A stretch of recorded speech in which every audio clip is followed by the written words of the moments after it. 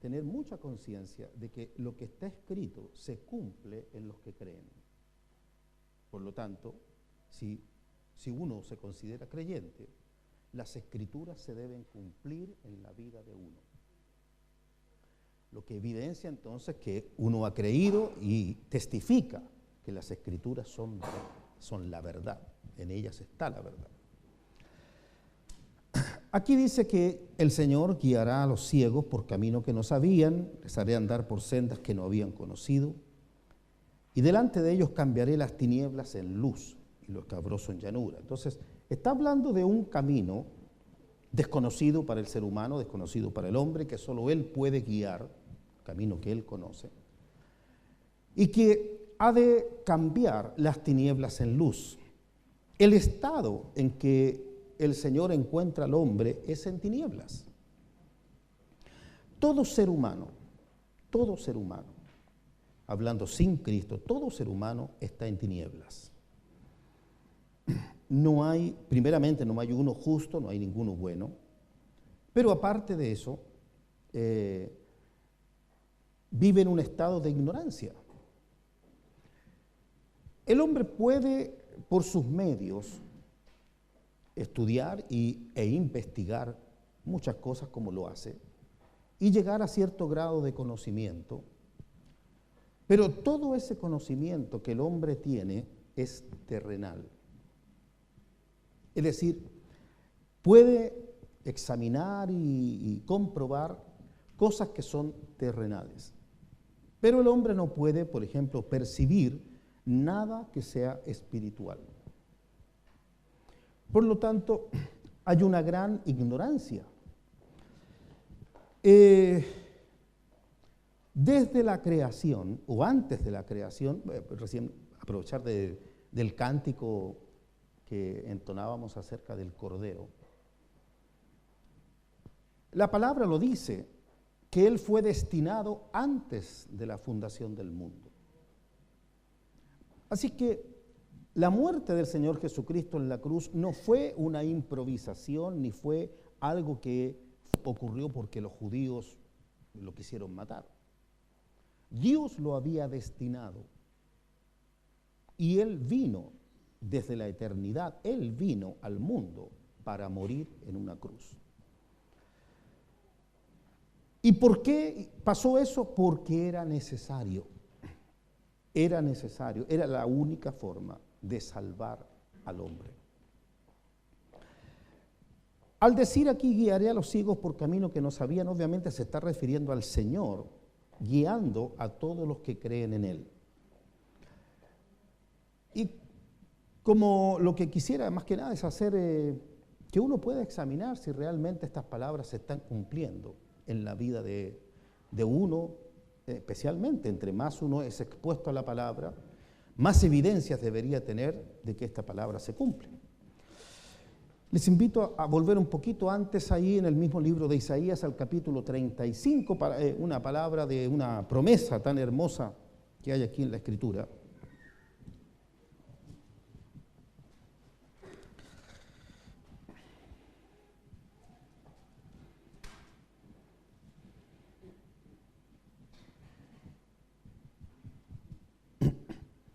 Yo no sé quién puede testificar de que sea cual sea el estado en que el Señor, en el estado en que se encontraba cuando el Señor le llamó. Porque algunos testifican que el Señor los llamó, podríamos decir, cuando tocaron fondo. A otros, no necesariamente así. El Señor se manifiesta de diferentes maneras. El testimonio es tan personal que no se puede generalizar absolutamente nada, porque es personal. Pero como sea que el Señor nos haya llamado, lo que debiera ser común es que el hombre sin Cristo no tiene vida.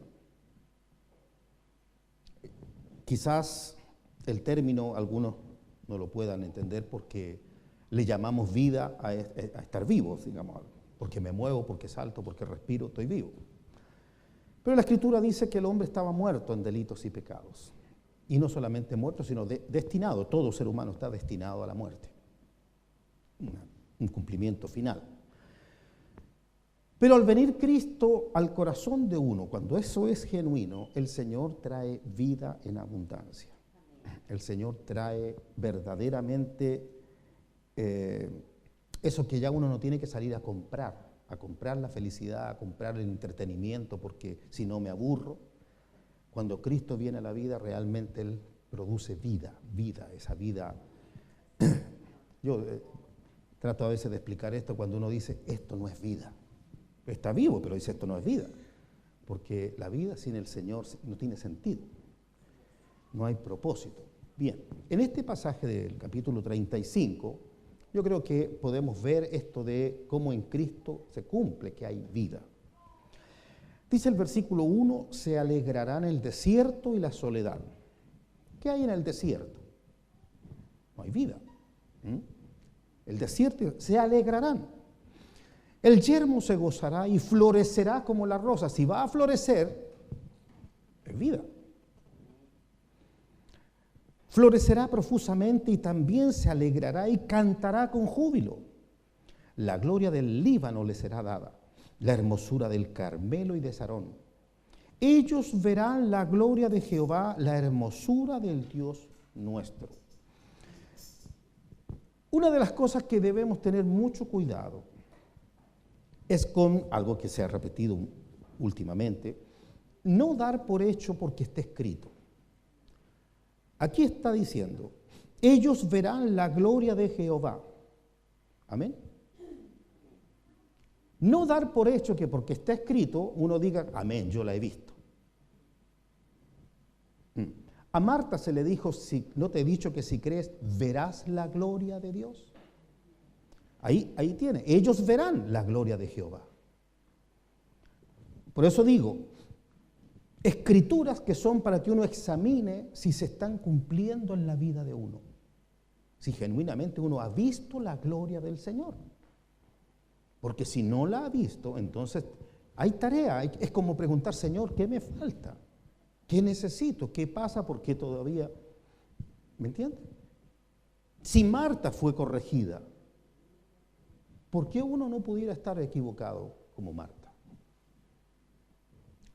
Marta era creyente, Marta era discípula. Marta le decía al Señor, no, yo sé que tú eres el Cristo, que mi hermano va a resucitar en el día postrero. Le declaraba su fe en él. Y sin embargo, a la hora de la prueba, ¿verdad? El Señor le manifiesta grados de incredulidad y le dice, no te he dicho que si crees, verás. Entonces, ¿se puede ver la gloria de Dios? Sin duda. ¿Qué pasó? Algo que también hemos comentado últimamente. ¿Qué pasó con Esteban en el capítulo 7 del libro de los Hechos? Aquí veo. Amén. Ahí está viendo la gloria de Dios. Y aquí es una promesa, aquí lo está profetizando Isaías. Ellos verán la gloria de Jehová, la hermosura del Dios nuestro. Fortaleced las manos cansadas, afirmad las rodillas endebles. En esto, por favor, considere, nosotros decimos, Jesucristo es el camino, porque está escrito, lo sabemos. El problema es que el camino hay que transitarlo. Y aquí cuando está diciendo fortalecer las manos cansadas, afirmad las rodillas endebles, está hablando de parálisis, de alguien que no se puede afirmar. Por lo tanto, es alguien que no puede caminar. Entonces, ¿a qué se está refiriendo? Está refiriendo no a lo físico, sino a transitar por este camino, que lo vamos a ver claramente en el versículo 8, pero de eso está hablando. Que uno puede decir, yo no tengo problema, yo camino, yo estoy bien, puedo jugar incluso. ¿Será? Pero estamos hablando no de lo físico, estamos hablando de caminar en Jesucristo. Y ahí el hombre natural está paralizado, sufre de parálisis. Para el que quiera confirmar un poco más esta palabra, sin tener que irnos de ella, les voy a pedir que si hacemos una pasadita aquí al libro de los Hebreos. en el capítulo 12, va a ver la relación que hay de este pasaje de Isaías 35 con lo que está diciendo acá el autor de Hebreos en el capítulo 12. Dice el versículo 12 también, 12:12, capítulo 12, versículo 12 de Hebreos. Por lo cual, levantad las manos caídas y las rodillas paralizadas. ¿Se da cuenta que está citando el versículo? Y haced sendas derechas para vuestros pies, para que lo cojo no se salga del camino, sino que sea sanado. Seguid la paz con todos y la santidad, sin la cual nadie verá al Señor, verá la gloria de Dios. Sí, de eso está hablando. Seguid la paz con todos y la santidad, sin la cual nadie verá al Señor. ¿Cómo se ve al Señor? Caminando por este camino. Por eso dice esto de la parálisis, ve las rodillas paralizadas. Haced sendas derechas para vuestros pies, para que lo cojo no se salga del camino, sino que sea sanado. No está hablando de lo físico, está hablando de lo espiritual. Volviendo a Isaías, entonces, este capítulo 35, dice el versículo 4, decid a los de corazón apocado, esforzaos, no temáis. He aquí que vuestro Dios viene con retribución, con pago. Dios mismo vendrá y os salvará. Amén. ¿Vino el Señor? ¿O no vino? ¿Vino el Señor? No sé, ¿le salvó? Entonces hay cosas que tenemos que ver. Si uno ha experimentado lo que está profetizando Isaías, estas cosas se tienen que cumplir. Y dice, Dios mismo vendrá y os salvará. Entonces los ojos de los ciegos serán abiertos y los oídos de los sordos se abrirán. Nuevamente, no se refiere a lo físico. Esto es espiritual. Decíamos, el hombre está en tinieblas, el hombre no puede ver qué cosa. Vuelvo al versículo 2, al final. Verán la gloria de Jehová. No es lo físico, no es. Si usted me puede decir, no, pero es que el Señor sanó a varios ciegos. Sí, todo eso era para mostrar que Él era el cumplimiento de las Escrituras.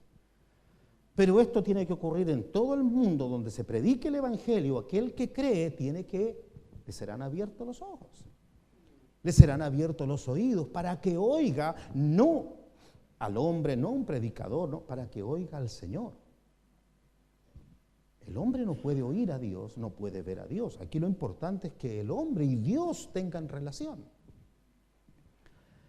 Entonces, dice, los oídos de los sordos se abrirán. Entonces el cojo saltará como un ciervo. ¿Ve? ¿Qué decía Hebreos? Que lo cojo sea sanado. Bien, el cojo saltará como un ciervo y cantará la lengua del mudo, porque aguas serán cavadas en el desierto y torrentes en la soledad. Todo eso habla de vida. El lugar seco se convertirá en estanque y el sequedal en manaderos de agua. En las moradas de chacales, en su guarida, será lugar de cañas y juncos. Todo viene la palabra de Dios que da vida. Por eso la palabra es simbolizada por el agua. El agua da vida a todas las cosas. Sin agua hay un desierto, por ejemplo. Donde no hay agua hay un desierto. Donde hay mucha agua hay abundancia de vida. Y llegamos al versículo 8. Y habrá allí calzada y camino. Y será llamado, ahí está lo que decía Hebreos, camino de santidad. No pasará inmundo por él. Eso tiene relación con este otro pasaje. El que encubre sus pecados no prosperará.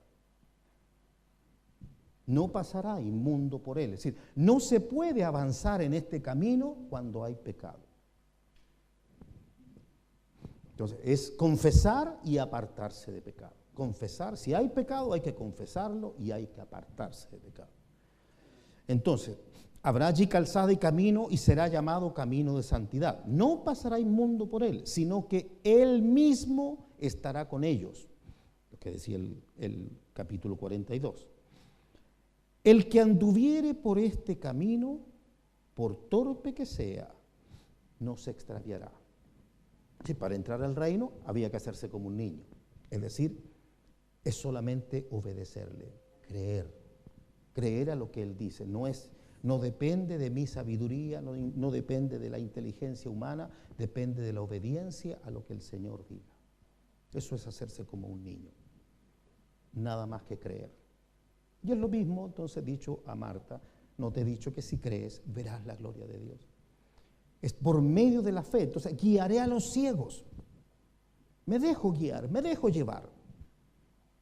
Pero hay una cosa, que si es cierto que me he dejado guiar, mis ojos serán abiertos. Y si no ha pasado eso, entonces hay que examinar en qué estoy enredado, por qué razón no ha ocurrido esto de que el Señor abra mis ojos para ver al Señor, para que las Escrituras me sean abiertas.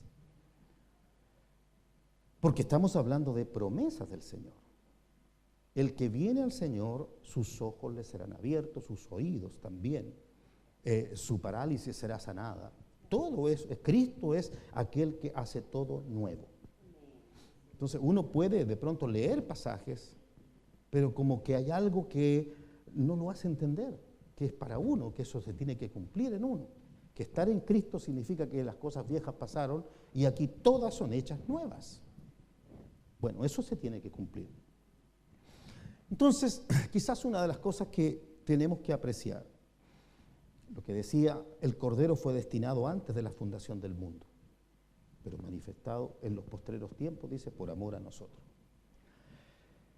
Pero está en un plan de Dios. El plan de Dios es de antes de Adán. Antes, obviamente, antes del pecado. Dios, no hay nada que lo sorprenda. Dios estaba todo destinado. Y vamos a leer un poquito algo acerca de el estado de la humanidad, el estado del mundo. Yo no sé si ¿quién no ha visto noticias en estos días? Y no sé si alguno no ha visto, pero ustedes saben lo que ha pasado con este joven que fue golpeado y murió. Podemos ver un país convulsionado y viendo algunos programas de noticias. Me he encontrado con que algunos dicen por ahí, ¿dónde está la iglesia evangélica que no apareció ahí? Porque se nos califica como homofóbicos. Yo no sé, a lo mejor en parte como iglesia, digo en general, ¿no? Hablando de la iglesia, uno puede haber dado algún mensaje un tanto que pudiera distorsionar la verdad. Pero como creyentes nosotros no tenemos por qué ser homofóbicos, lo que no significa que uno esté diciendo que está bien. Pero nosotros no tenemos por qué tener ninguna fobia. La verdad de Dios es que todos los hombres han pecado. Unos de una manera, otros de otra manera, pero no estamos en contra de la homosexualidad como si ese fuera el problema. El problema del hombre es el pecado, que se manifiesta de diferentes maneras, pero está tan perdido el ladrón, el mentiroso, aunque diga mentiras blancas, está tan perdido como el adúltero, el homicida, el fornicario, está tan perdido. Es decir, por cuanto todos pecaron y están destituidos de la gloria de Dios. Así que no es el problema contra un tipo de pecado, sino es la naturaleza humana, toda la generación humana está bajo condenación. Y nos ha sido dado el mensaje de la reconciliación. Quizás lo primero que hay que decir frente a toda esta corriente de opinión que hay es, el problema no es si es la homosexualidad o lo que sea, el problema es si hay o no hay Dios. Ese es el problema de fondo. Porque si no hay Dios, tampoco hay resurrección. Y si solamente esperamos en esta vida, bueno, cada cual viva como quiera. Si toda la diferencia la hace el hecho de que Dios ha dicho que hay vida eterna. Y de allí viene el problema. ¿Quién entra en la vida? Porque vivir esta vida, que el hombre la quiera vivir como la quiera vivir, si lo único que tiene esperanza en que se va a morir, bueno, haga como quiera, viva como quiera. No hay juicio. Si no hay Dios, no hay juicio, no hay vida eterna, no hay resurrección, no hay nada. Estar discutiendo por estas cosas, vive de esta manera, vive de esta otra. Si no hay vida eterna, ¿para qué? El centro de todo es, para esta sociedad, ¿hay o no hay Dios? Si no hay Dios, entonces vivamos como queramos. Pero si hay Dios, ahí viene la cosa, hay juicio. Si hay Dios, hay resurrección. Por eso que predicamos a Jesucristo, aquel que resucitó. Amén. Amén. Entonces, si la evidencia más clara de todo esto es la ceguera del mundo, el mundo está ciego, porque estas cosas no las conoce, no entiende, no puede ver. Entonces, se dan todas estas cosas que se dicen. Aquí en Colosenses, carta del apóstol Pablo a los Colosenses, en el capítulo 1, vamos a ver, esta carta tiene bastante paralelismo con la carta a los Efesios. Son dos cartas similares, tienen varias cosas en común. Aparentemente las dos iglesias tenían un grado de crecimiento semejante. Y por lo tanto hay varias cosas que dichas de diferente manera, pero sin embargo son las mismas, se repiten. Hace unos días, viernes atrás, les había hecho notar ese pasaje de Efesios 1:15 en adelante, donde habla de que el apóstol da gracias a Dios porque es una iglesia que tiene fe en el Señor Jesús y tiene amor para con todos los santos. Y entonces viene ahora esa oración para que el Padre les dé espíritu de sabiduría y de revelación en el conocimiento de Él, alumbrando los ojos del entendimiento. Es decir, una obra que está en proceso, que está en desarrollo. Si no se alcanza esa fe, esa evidencia de fe y ese amor, obviamente lo demás no va a venir. Por eso es la importancia de colocar un buen fundamento. Decía aquí en Colosenses, en el capítulo 1, versículo 4 primeramente, vea que se repite el mismo sentir en cuanto al crecimiento de la iglesia. Dice, habiendo oído de vuestra fe en Cristo Jesús y del amor que tenéis a todos los santos. Ya nos está dando un nivel de iglesia. Esto no se repite en otras cartas, salvo en la iglesia de Éfeso. Pero en otras cartas no se da este crecimiento, en otras iglesias. Por eso hago notar que aquí el apóstol está dando gracias a Dios por ese estado de la iglesia. Y ahora, saltando un poquito para abreviar un poco, en el versículo 9, dice, por lo cual también nosotros desde el día que lo oímos, se está refiriendo a lo que acabamos de leer, que oyó ese testimonio del estado de la iglesia. No cesamos de orar por vosotros y de pedir que seáis llenos del conocimiento de su voluntad en toda sabiduría e inteligencia espiritual, para que andéis como es digno del Señor, agradándole en todo, llevando fruto en toda buena obra y creciendo en el conocimiento de Dios. Vea que es un constante crecer. ¿Y cuál es el objetivo siempre? Conocer a Dios. Conocer a Dios. La meta del creyente es conocer a Dios, no que uno ya lo conoció, porque ese es un error. Es conocer al Señor. Y para conocer a Dios hay un camino. Ese camino es Jesucristo. Él es el medio, ¿verdad? Él dijo, nadie viene al Padre sino por mí. Es decir, ¿cuál es el medio para ir al Padre? Jesucristo. Entonces, esa importancia de estar conociendo a Dios es lo que uno tiene que estar evaluando, si realmente lo he estado conociendo. Dicho esto a una iglesia que se le reconoce que ya tiene fe en el Señor Jesús y tiene amor para con todos los santos. No es una iglesia carnal que está en pleitos y divisiones. Es una iglesia que tiene un cierto nivel espiritual. Ya a esa iglesia se le dice que debe alcanzar a conocer al Señor. Bien, dice en el versículo 11, fortalecidos con todo poder conforme a la potencia de su gloria, para toda paciencia y longanimidad, con gozo, dando gracias al Padre que nos hizo aptos para participar de la herencia de los santos en luz. Y aquí a esto quiero llegar. El cual, el Padre, nos ha librado de la potestad de las tinieblas y trasladado al reino de su amado Hijo, en quien tenemos redención por su sangre, el perdón de los pecados. Es decir, todo el mundo está bajo la potestad de las tinieblas. Esto es algo que, por eso digo, cuando usted vea el estado del mundo, las noticias, cuando vea todo eso, uno tiene que verlo desde esta perspectiva. Es decir, no pretenda uno pedirle justicia al mundo. No puede el mundo dar justicia porque está en un estado de pecado, de esclavitud y de ceguera. No pueden ellos hablar de Dios porque no lo conocen. Entonces, el estado del mundo es para tener misericordia del mundo. No para justificar al mundo, sino para tener misericordia del mundo. La misericordia se tiene con aquel que es un miserable, por si acaso. Misericordia es tener corazón con un miserable. Alguien que está en un estado de miseria. Entonces, nos ha librado de la potestad de las tinieblas. ¿Ve? Las tinieblas es un reino que está aquí en la tierra y tiene todo el mundo bajo esa potestad. Y si es tiniebla, porque nadie puede ver. Las tinieblas, todos están ciegos, es el reino de los ciegos.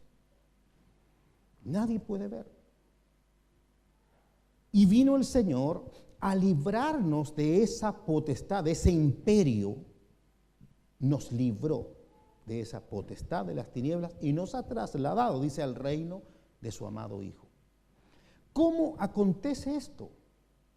¿Cómo es que nos puede librar? Note que dice el versículo 14, en quien tenemos redención. La redención, la compra, fue por su sangre el perdón de los pecados. Entonces, ¿qué es aquello que le da potestad a las tinieblas para cautivar al hombre? El pecado. Todo aquel que comete pecado, que peca, está bajo la potestad de las tinieblas. En el reino de su amado Hijo no hay pecado. Entonces hay un trayecto. De ese estado a este otro estado está el camino. Figurado con la salida de Israel de Egipto, el desierto y Canaán. Había un camino. En ese camino pereció gran parte del pueblo por su incredulidad. Acá el Señor nos saca de las tinieblas y nos llama a su luz. Y hay un camino que transitar. Camino de santidad será llamado. No pasará inmundo por él. El que anduviere por este camino, por torpe que sea, no se extraviará. Volvemos a decir, no depende del hombre en el sentido de que la fuerza, la sabiduría es lo que el Señor dice. Es obediencia solamente a lo que Él dice. Entonces, estando en ese estado de esclavitud del hombre, quisiera a ver si podemos ver un pasaje que está en el Evangelio de Juan. Recuerden, bajo tinieblas, oscuridad, eso es ceguera. Acá en el Evangelio de Juan, capítulo 12,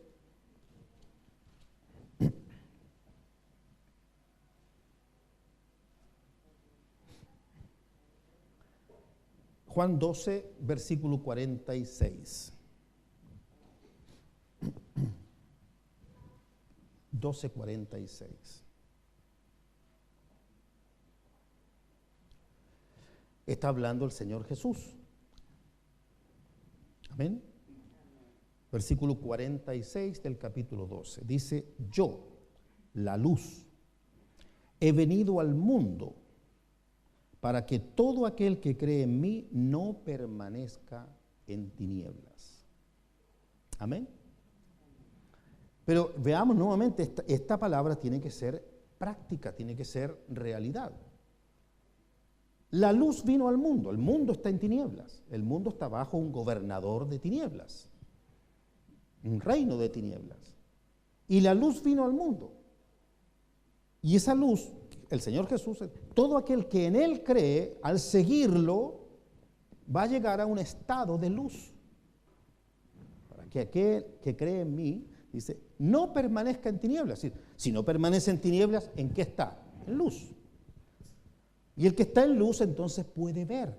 Esto es lo mismo que aquí, si apagamos la luz, nadie ve nada, se prende la luz y podemos ver. Entonces, si estamos en Cristo, en su voluntad, y Él ha abierto nuestros ojos, es para que uno vea. Por lo tanto, el Evangelio, la sustancia de Cristo es que Él abra mis ojos y yo pueda ver al Señor, ver su gloria, ver sus propósitos, ver todo lo que Él ha prometido, que eso se pueda estar cumpliendo en la vida de uno. Lo vuelvo a leer. Yo, la luz, he venido al mundo. ¿Para qué vino al mundo? Para que todo aquel que cree en mí no permanezca en tinieblas. Amén. No va a permanecer en oscuridad. Entonces, ¿cómo uno sabe que eso ha ocurrido en la vida de uno? Porque realmente el Señor abre los ojos. Realmente el Señor permite ver por medio de su palabra las cosas que vendrán, las cosas que Dios tiene preparadas para los que le aman. Recuerda el pasaje tantas veces leído acá de 1 de Corintios 2, 9 y 10. Cosas que ojo no vio, nuevamente, ni oído oyó, de que Él abre los oídos, ni han subido en corazón de hombre, son las que Dios ha preparado para los que le aman, pero Dios nos las reveló, es decir, nos quitó el velo. Nos las reveló a nosotros por el Espíritu, porque el Espíritu todo lo escudriña aún lo profundo de Dios. Eso es algo que tiene uno que anhelar que ocurra. Si estoy en Cristo, estas cosas debo experimentarlas, debo vivirlas. Por ejemplo, vuelvo a tomar el versículo 46. Yo, la luz, he venido al mundo para que todo aquel que cree en mí, usted dice, yo le pregunto, ¿usted cree en Él? Amén. Entonces no puede permanecer en tinieblas. ¿Ve? Tiene que, como hijos de luz, tiene que andar en luz. Pero el que anda en luz sabe a dónde va. El que anda en tinieblas dice no sabe a dónde va. Pero el que anda en luz sí sabe. Por eso la importancia de caminar de día. Todas esas cosas están escritas. Entonces, a ver si podemos, en Efesios, ahora, la carta a los Efesios, en el capítulo 6, tenemos un versículo ahí, dentro de un contexto de lucha espiritual. Principalmente quisiera que pudiéramos leer el versículo 12. 6, capítulo 6 de Efesios.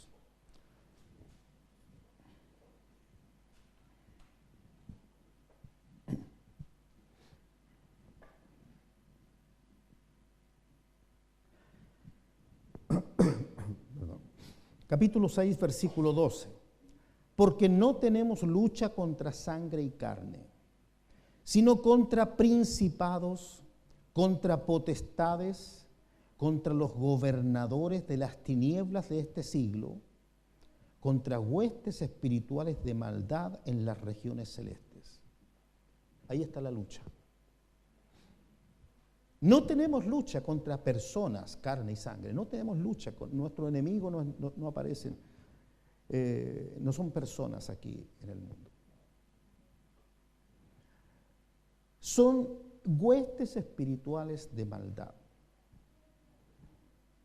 El problema es cómo distinguir, cómo discernir. Aquí el asunto no es una lucha tampoco de sacar la espada y hacer cosas con el enemigo en el sentido. El asunto es, el Señor vino no para que usted o yo conquistemos el mundo, sino para que salgamos del mundo A ver si eso es muy importante entenderlo. El Señor no vino a conquistar este mundo, sino a sacarnos del mundo. No somos del mundo. El mundo y sus deleites y sus pecados, todo eso está bajo el maligno. Y el Señor no vino a eso, a quitarle el mundo, sino vino a sacar a su pueblo del mundo. ¿Amén? ¿Entendemos eso?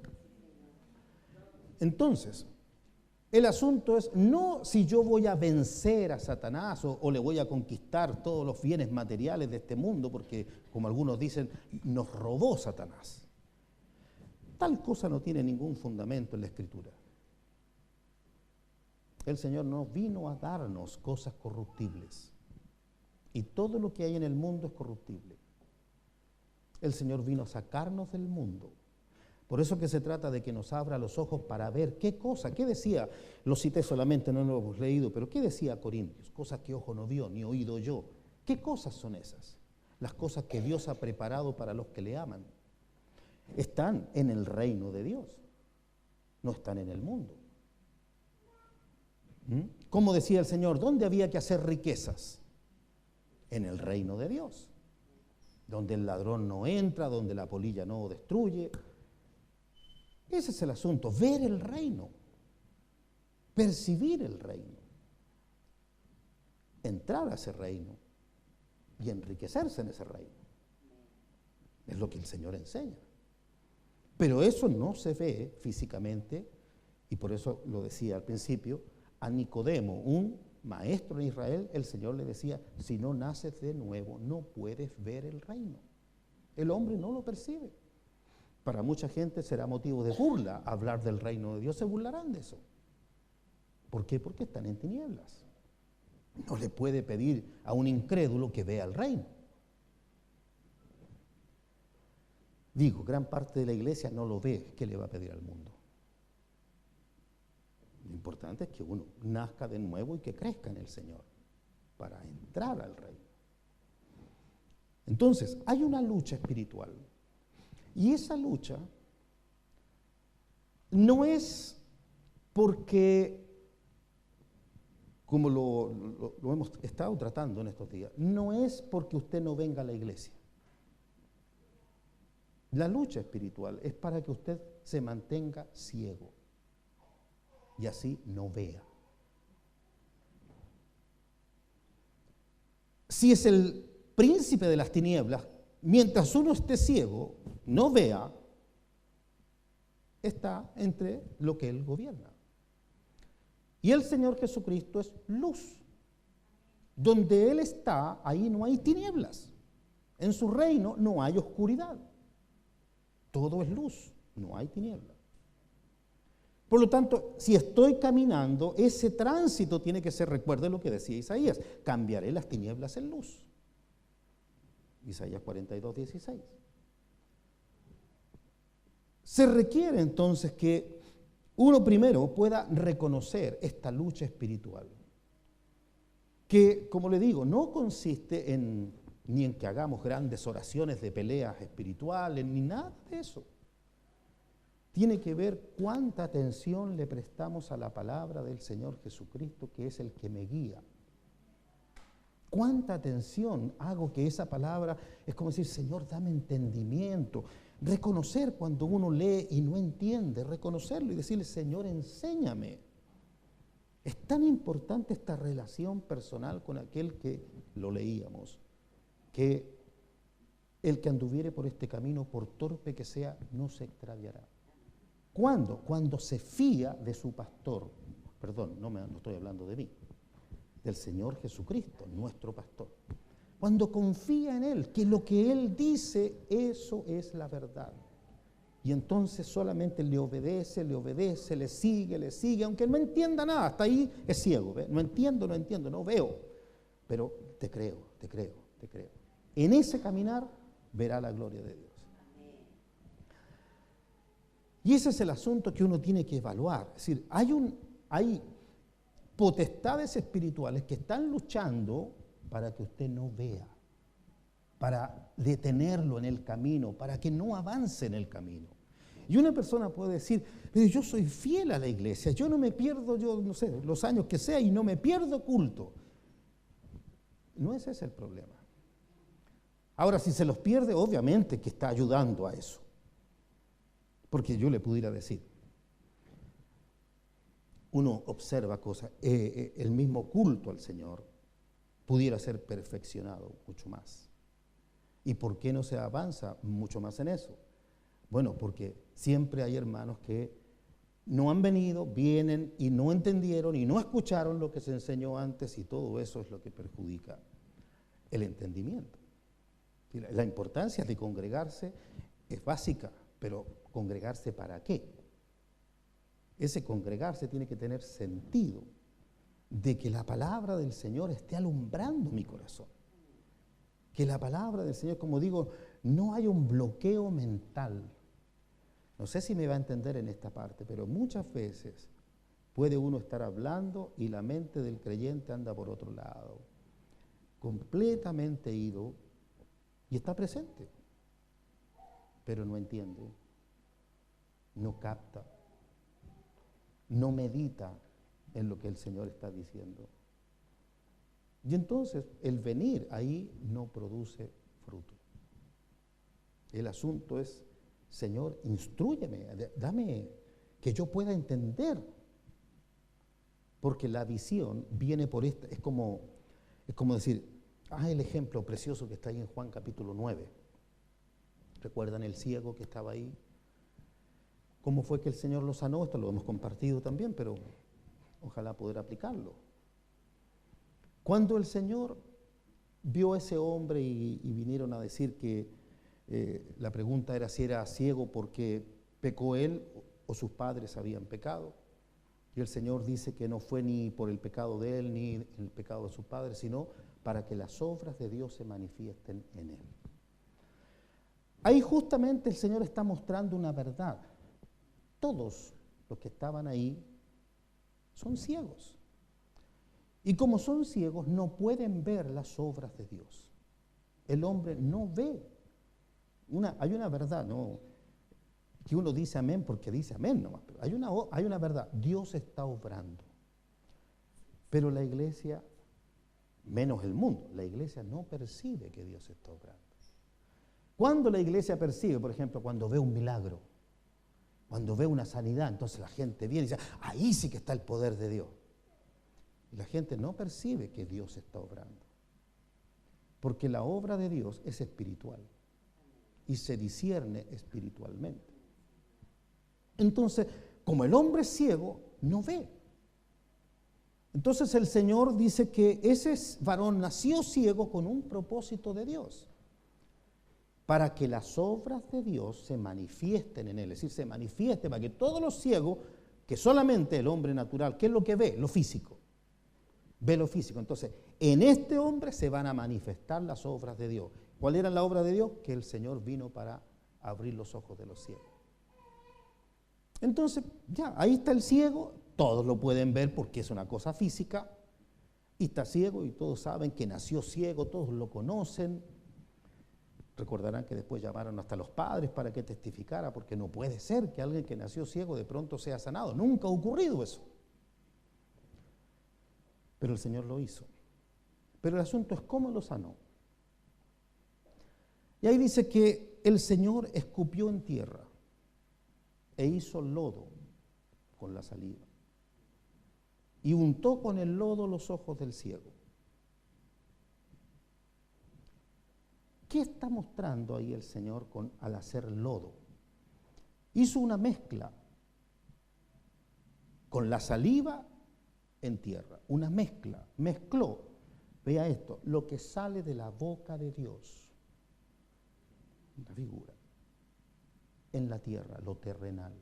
Se mezcló lo que sale de la boca de Dios con lo terrenal y le puso lodo en los ojos. Allí no lo sanó. Ahí está mostrando por qué es ciego, porque el hombre tiene una mezcla de cosas de Dios y cosas terrenales. Y en esa mezcla está ciego, ceguera. ¿Y qué le dijo el Señor? Ve a lavarte en el estanque de Siloé. A lavarte porque estás sucio, porque tienes lodo. Entonces ve a lavarte.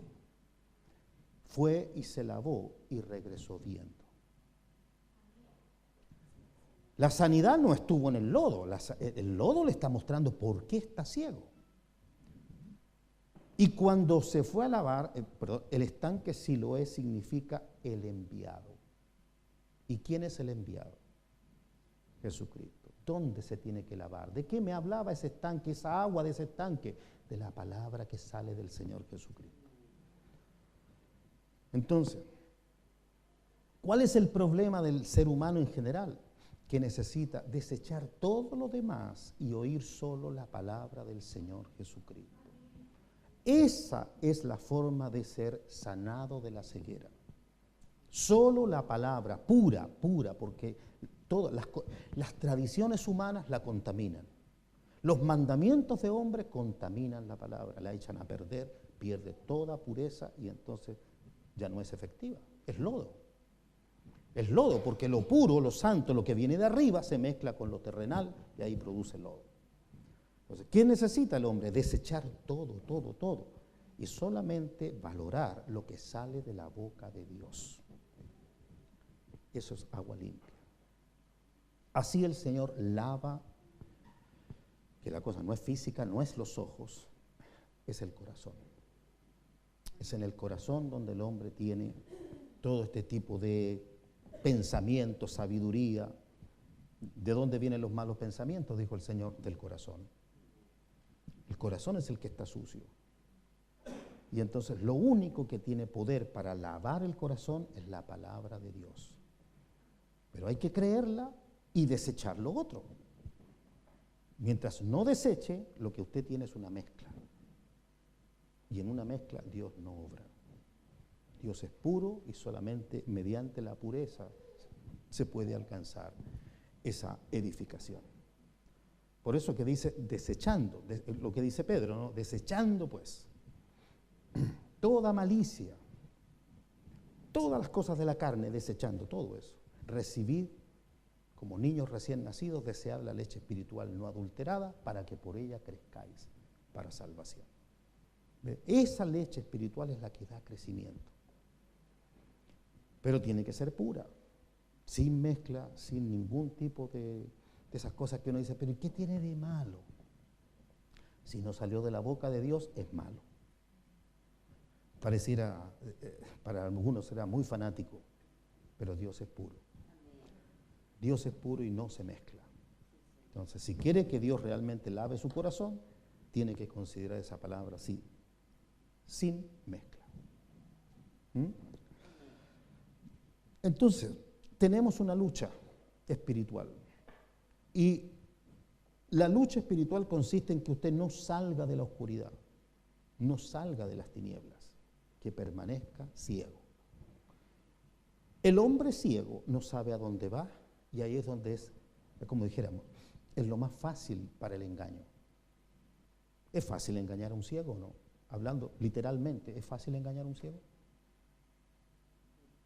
Bueno, véalo entonces espiritualmente. Si se levantan falsos cristos, falsos mensajes, falsos profetas, y dice el Señor que engañarán a muchos, ¿a quién cree que van a engañar? A los ciegos, porque no ven. Por eso que es tan importante que el Evangelio se cumpla en la vida de uno. Es decir, si el Señor vino a abrir los ojos de los ciegos, la pregunta es, ¿me los abrió a mí? ¿Ha sido en mi vida efectivo el Evangelio? ¿Me ha abierto los oídos? ¿He oído al Señor? ¿Me ha sanado la parálisis? ¿Puedo caminar en este camino de santidad?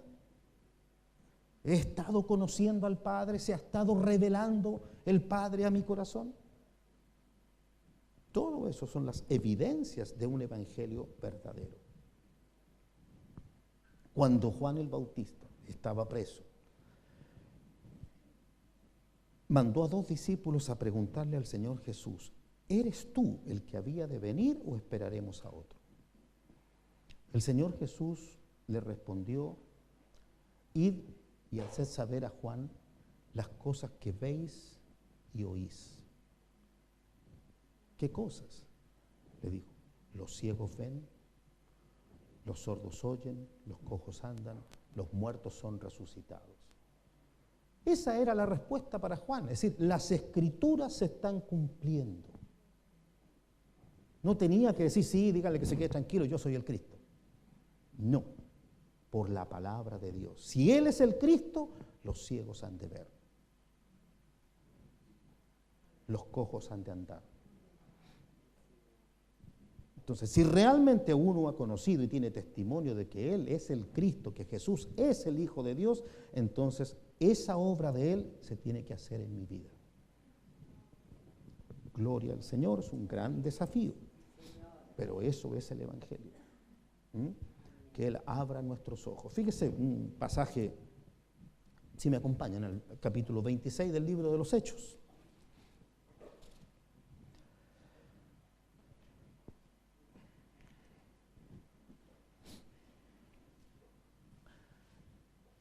En este pasaje el apóstol Pablo está narrando o compartiendo su testimonio, su conversión al Señor Jesucristo.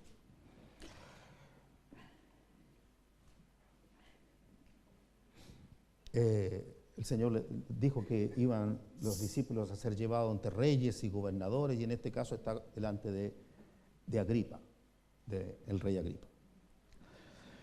Dice en el capítulo 26, versículo 12: ocupado en esto iba yo a Damasco con poderes y en comisión de los principales sacerdotes, cuando a mediodía, oh rey, yendo por el camino, vi una luz del cielo que sobrepasaba el resplandor del sol, la cual me rodeó a mí y a los que iban conmigo. Y habiendo caído todos nosotros en tierra, oí una voz que me hablaba y decía en lengua hebrea: Saulo, Saulo, ¿por qué me persigues? Dura cosa te es dar coces contra el aguijón.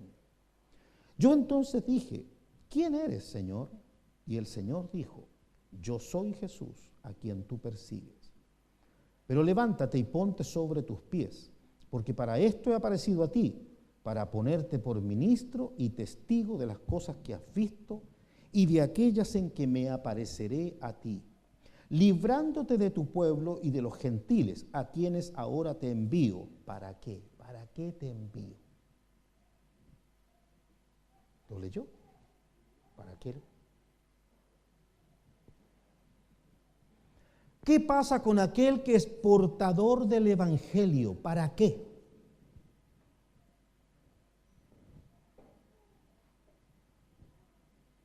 Vea, cuando el Señor envía, envía con un propósito: abrir los ojos de los ciegos. Entonces, si este propósito no se cumple, es como decirle: ¿de qué evangelio estamos hablando?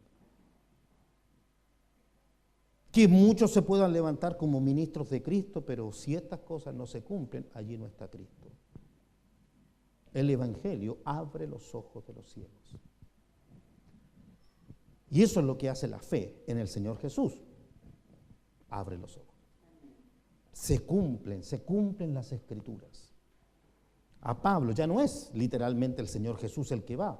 A Pablo lo envía a los gentiles con un propósito. No que forme religiones, no que forme iglesias. Tiene un propósito. El Evangelio tiene un propósito: abrir los ojos de los ciegos, para que salgan. Vea, lo leamos completo. Versículo 18: para que abra sus ojos, para que se conviertan de las tinieblas a la luz y de la potestad de Satanás a Dios. ¿Bajo qué potestad está el mundo? Satanás. ¿Y qué es lo que ha venido? El reino de Dios. ¿Ve? Entonces, para que reciban por la fe que es en mí perdón de pecados y herencia entre los santificados. Esa es la comisión que se le da a Pablo. Anda a los gentiles. ¿Pero para qué? Para que abra sus ojos, para que no sigan en tinieblas. Mientras el hombre está en tinieblas, como le digo, dijo el Señor: el que anda en tinieblas no sabe a dónde va. Y el que no sabe a dónde va, el engaño está a la puerta. Pero lo importante es saber a dónde realmente uno va. Si uno dice, estoy caminando, y si no sé a dónde voy, ¿se da cuenta que ahí cualquier camino puede tomar? Pero hay un solo camino que lleva a Dios. Y ese camino es donde el Señor abre los ojos. Que sea importante eso. ¿Qué cosa se ha ganado en la cruz del Señor Jesucristo? Porque eso es lo que nos decía Colosenses, que por medio de su sangre Él nos ha trasladado, es verdad, en medio del sacrificio de su Hijo, el Padre nos ha trasladado al reino de su amado Hijo. Quisiera invitarles a ver en el Evangelio de Juan 3 pasajes, partiendo por el capítulo 12.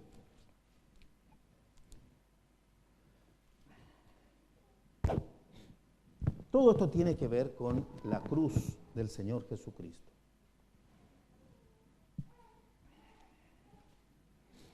Desde el versículo 27 del capítulo 12, el primer pasaje, capítulo 12, versículo 27. Ahora está turbada mi alma. ¿Y qué diré? Padre, sálvame de esta hora, mas para esto he llegado a esta hora. Vea que venía la cruz, aquí está pronto a ser crucificado el Señor.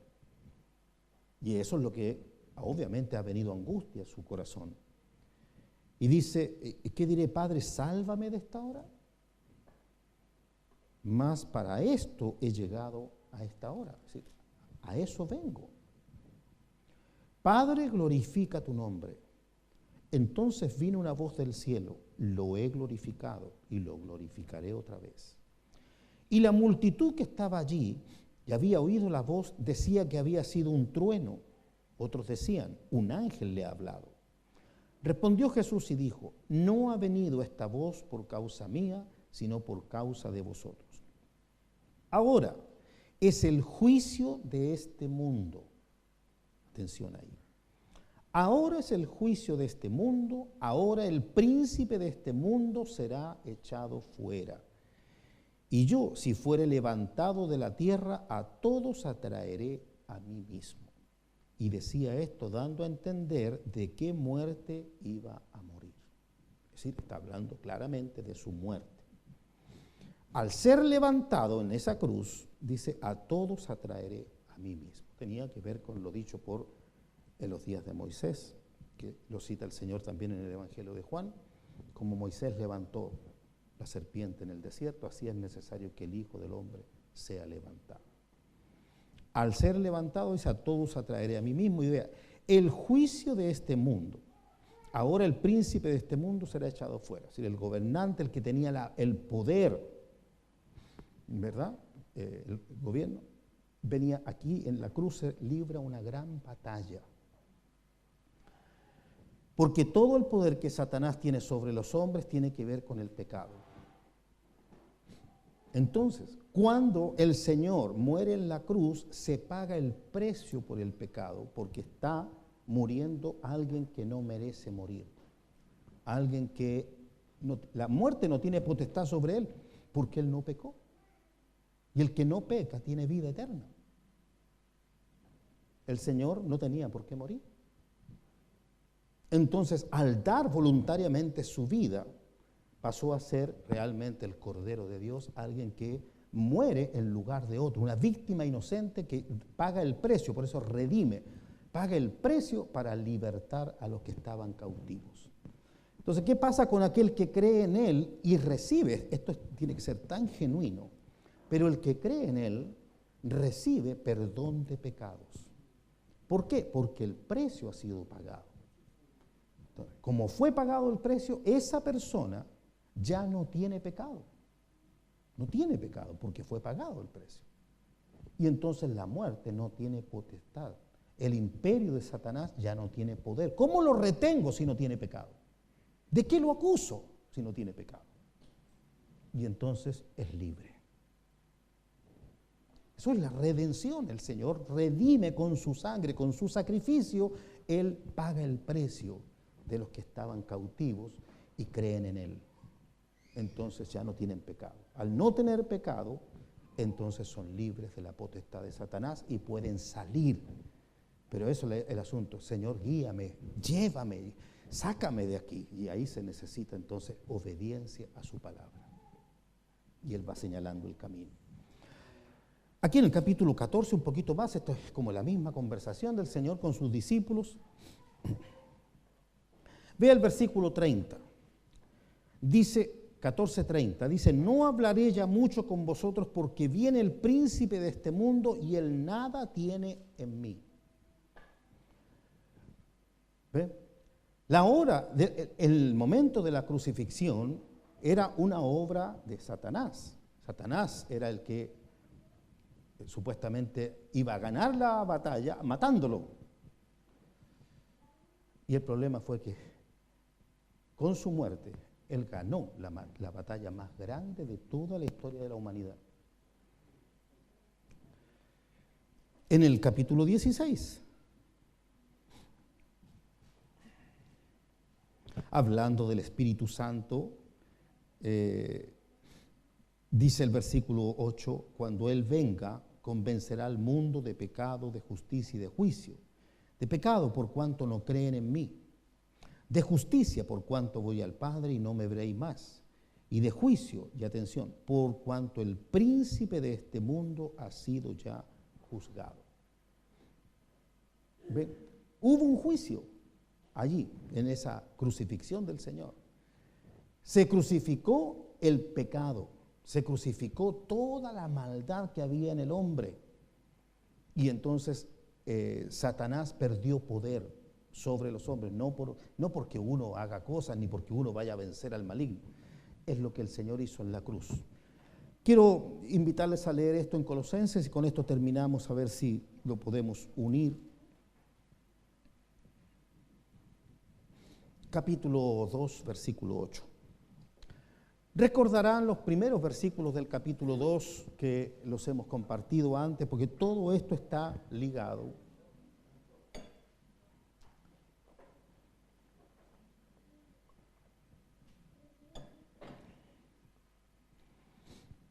Les decía, en el capítulo 2 del versículo 1 habla de una gran lucha. ¿Qué decía Efesios? No tenemos lucha contra carne y sangre. La lucha es contra potestades espirituales.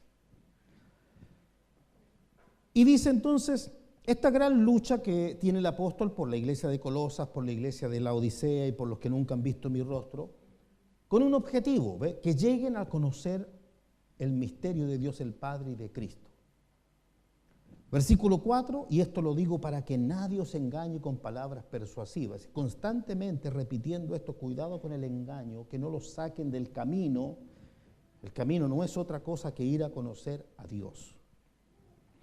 Llegamos al versículo 8, mirad que nadie os engañe, nuevamente. Mirad que nadie os engañe por medio de filosofías y huecas sutilezas, según las tradiciones de los hombres, conforme a los rudimentos del mundo y no según Cristo. Noten eso. Que nadie os engañe. ¿Ve? La mezcla, que no entre en tradiciones, que no entre en costumbres de hombre, porque en él habita corporalmente toda la plenitud de la deidad. ¿Ya? Y vosotros estáis completos en él, que es la cabeza de todo principado y potestad. Es decir, ¿qué necesita el creyente? Solamente Cristo. No que ya lo tenga, él está completo. En él habita corporalmente toda la plenitud. Pero ¿qué tengo que hacer yo entonces? Nutrirme de él. Recibir cada día más de él. Lo que dice Pedro, añadid a vuestra fe virtud, conocimiento, dominio propio, paciencia. Todo está en Cristo. Lo importante es que eso también esté en uno. Por eso que eso es ir creciendo en el Señor. Pero en él habita corporalmente toda la plenitud de la deidad. Todas estas características de Dios, que es la perfección, todas esas características que estamos citando como piedad, afecto fraternal, amor, todo eso está en Cristo. Entonces, vosotros estáis completos en Él, que es la cabeza de todo principado y potestad. En Él también fuisteis circuncidados, con circuncisión no hecha a mano, al echar de vosotros el cuerpo pecaminoso carnal en la circuncisión de Cristo. Sepultados con Él en el bautismo, en el cual fuiste también resucitados con Él, mediante la fe en el poder de Dios que le levantó de los muertos. Y estando vosotros muertos en pecados y en la incircuncisión de vuestra carne, os dio vida juntamente con Él, perdonándoos todos los pecados. Y aquí vea esta parte. Anulando el acta de los decretos que había contra nosotros, que nos era contraria, quitándola de en medio y clavándola en la cruz. Toda esa es como un acta, un decreto que había contra nosotros. Es como la acusación que había contra nuestra vida. Que cuando, por ejemplo, cuando a un hombre se le condenaba a muerte, y lo verán en el caso del Señor Jesús, se le colgaba en la cruz un letrero que decía por qué se le mató. ¿Cuál era la causa? Homicida, ladrón, ¿me entiende? Se le colgaba ahí la cantidad de pecados por los cuales se le condenó. ¿Se acuerda que al Señor le pusieron rey de los judíos? ¿Por esa causa? Bueno, aquí dice que en la cruz de Cristo, estamos hablando en un sentido espiritual, fueron colgados todos los letreros, los decretos que eran contra nosotros. ¿Sí? ¿Por qué yo tenía que morir? Esa lista de pecados que me condenaban a mí fueron clavados en la cruz de Cristo. Se pagó el precio. Por eso que me salvó, por eso que nos salva. Cuando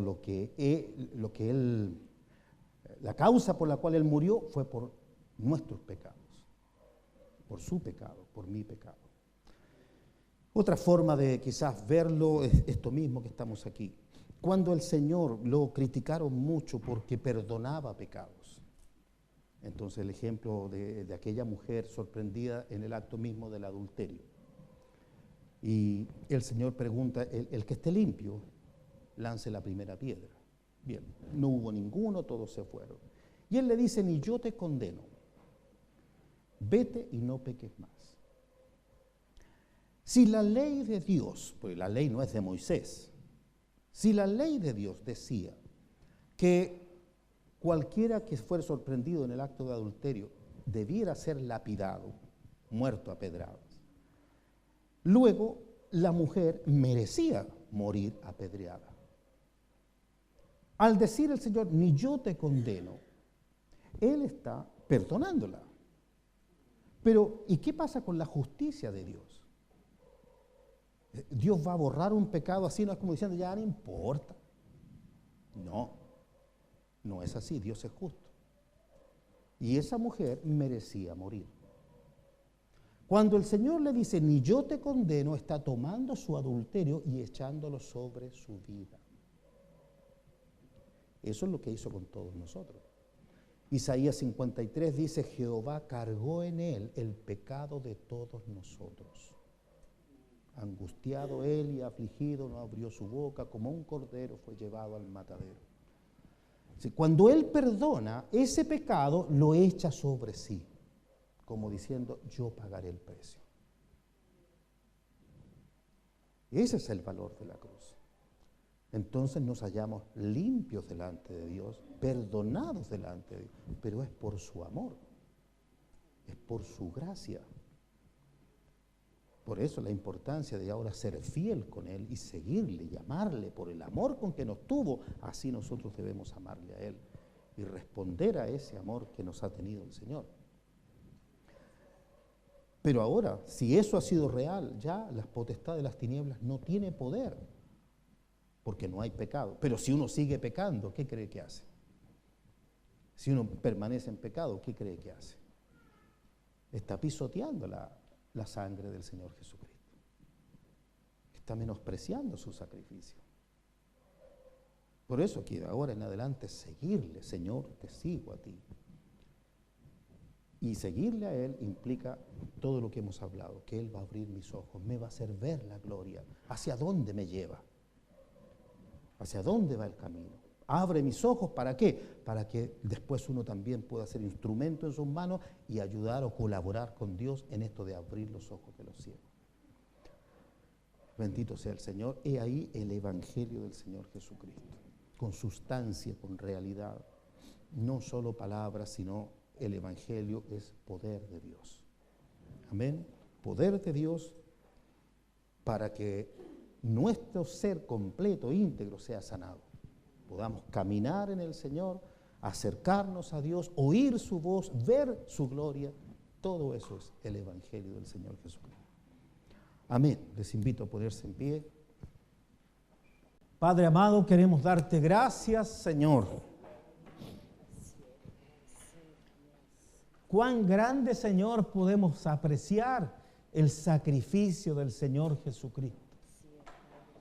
Con qué claridad tu palabra, Señor, nos muestra ese amor que tuvo para con nosotros al dar su vida. Cuán necesario era que una víctima inocente pudiera pagar el precio por nuestra redención.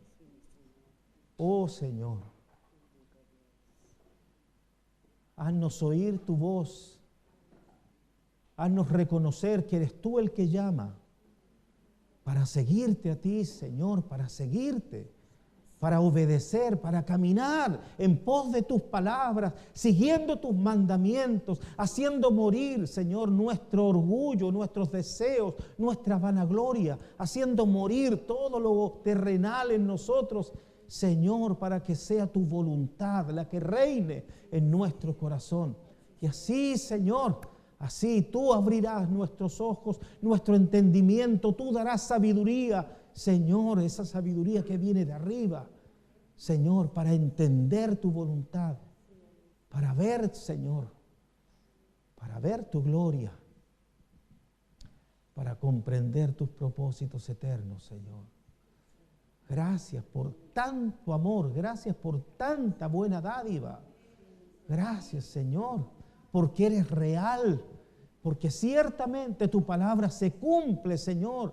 A donde se predique el Evangelio, allí tu palabra se cumple. Señor, bendito Dios, haznos apreciar ese Evangelio glorioso. Así sea, Padre. Jesucristo es el Rey, Jesucristo es nuestro Señor. A Él sea gloria por siempre. Amén. Amén.